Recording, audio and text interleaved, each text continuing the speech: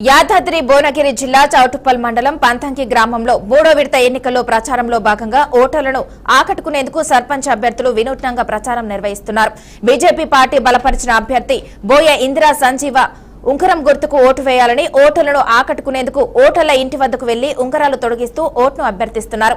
మరో ప్రాంతంలో ఓటర్లకు గడ్డాలు గీస్తుండగా అభ్యర్థి టిఫిన్ సెంటర్లో పూరీలు వేస్తూ తమ పార్టీకి ఓటు వేయాలని ఓటర్లను ఆకట్టుకునేందుకు వినూత్నంగా ప్రచారం నిర్వహిస్తున్నారు.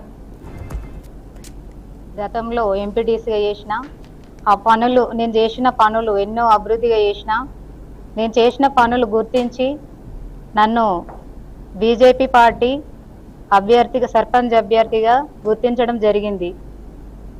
సీసీ రోడ్ వేయించిన, ఇంకొకటి డ్రైనేజ్ వేయించిన, స్కూల్ భవనం కట్టించిన, శ్మశాన వాటికకి పారుగోడ కట్టించిన, ఇవన్నీ గుర్తించి నన్ను ఆరోగ్య కేంద్రం కట్టించిన, నన్ను అన్ని గుర్తించి ప్రజలు నాకు సర్పంచ్గా గుర్తించి ఇంకా నేను ముందు ముందు ఎన్నో చేయాలని అనుకుంటున్నా, ప్రజలకు సేవ చేయాలని నేను ముందుకు వచ్చిన.